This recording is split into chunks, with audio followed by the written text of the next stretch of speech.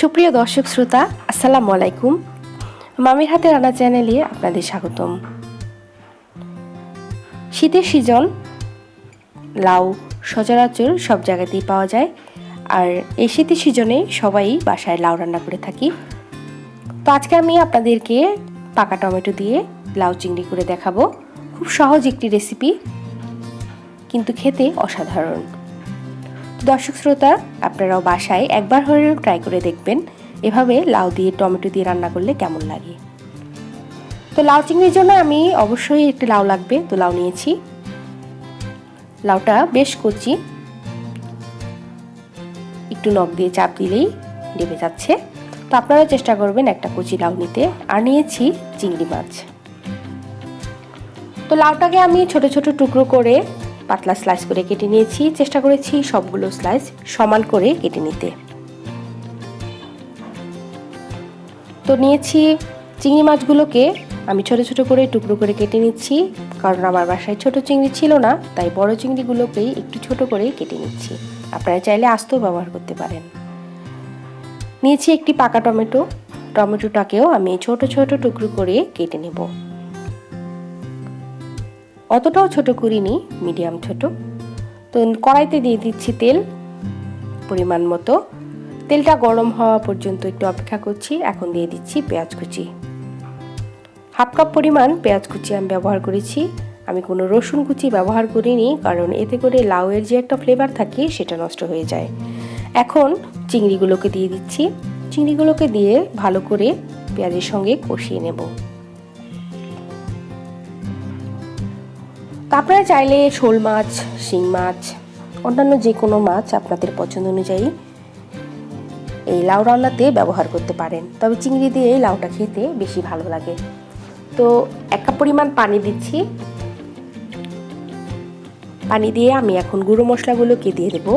দিচ্ছি 1 চা চামচ পরিমাণ ধনিয়া গুঁড়ো, 1 চা চামচ পরিমাণ মরিচ গুঁড়ো। আমার মরিচটা অতটা ঝাল না, আর তেমন একটা কালারও আসে না, তাই আমি 1 চা চামচ ব্যবহার করেছি। দিচ্ছি হাফ চা চামচ পরিমাণ হলুদ গুঁড়ো। আপনারা চাইলে আরও কিছুটা কমও হলুদ ব্যবহার করতে পারেন, এতে করে আপনাদের লাউটা কালার সবুজ থাকবে। দিচ্ছি 1 চা চামচ পরিমাণ লবণ। লবণটা আপনারা অবশ্যই চেক করে তারপর ব্যবহার করবেন। যদি আরও প্রয়োজন হয় আরও দিয়ে নেবেন। তো 5 মিনিট একটু মশলাটাকে কষিয়ে নিচ্ছি। কষানো হয়ে গেছে। আমি এখন দিয়ে দিচ্ছি লাউগুলো। লাউটাকে আমি কেটে ভালোভাবে ধুয়ে পানি ঝরিয়ে রেখেছিলাম। তো ঢেকে দিচ্ছি 5 মিনিটের জন্য। 5 মিনিট পর আমার লাউটা বেশ নরম হয়ে এসছে। আমি এখন এটাকে মশলার সঙ্গে ভালোভাবে নেড়েচেড়ে মিশিয়ে নেব। তো লাউটা মেশানো হয়ে গেছে। আমি এটাকে এখন ঢেকে দেব আরও 5 মিনিটের জন্য।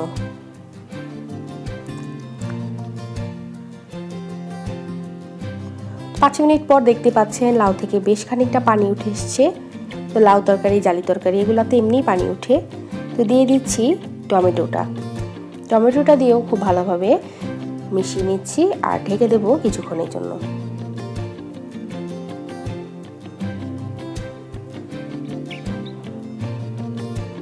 তো কিছুক্ষণ পর দেখা গেছে অনেকটাই পানি উঠে এসছে এবং লাউটাও বেশ নরম হয়ে গেছে, কারণ লাউটা এমনিতেই কচি, বেশি সময় লাগবে না।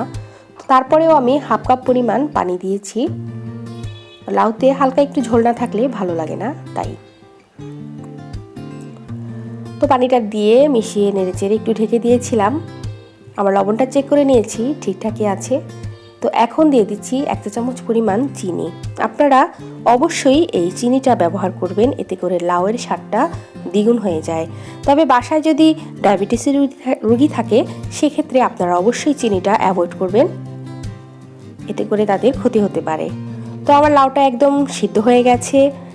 স্প্যাচুলা দিয়ে চাপ দিলে দেখা গেছে একদম ভেঙে যাচ্ছে, গলে যাচ্ছে। তো আমি এই পর্যায়ে দিয়ে দেব ধনেপাতা কুচি। ধনেপাতা কুচিটা আপনারা আপনাদের পছন্দ অনুযায়ী বেশি বা কম ব্যবহার করবেন। তো আমি একটু বেশি দিয়েছি, আমার খুব ভালো লাগে ধনেপাতা কুচিটা। তো দেওয়ার পরে এখন দিচ্ছি 2টা কাঁচামরিচ, মাঝখান থেকে একটু ভেঙে দিয়েছি জাস্ট একটা ফ্লেভারের জন্য। তো এখন ধনেপাতা আর এই কাঁচামরিচটাকে খুব ভালোভাবে নেড়েচেড়ে মিশিয়ে নিচ্ছি। আর মিনিট 5 জাল দিয়েছি। তো আমার লাউটা রান্না হয়ে গেছে দর্শক শ্রোতা, আর দেখতেই পাচ্ছেন কতটা সুন্দর লাল আর সবুজ। তো আপনাদের এই রেসিপিটি যদি ভালো লেগে থাকে অবশ্যই আমাকে সাবস্ক্রাইব করবেন, আর বাসায় একবার হলেও ট্রাই করে দেখবেন। সবাই ভালো থাকবেন, সুস্থ থাকবেন। আল্লাহ হাফেজ।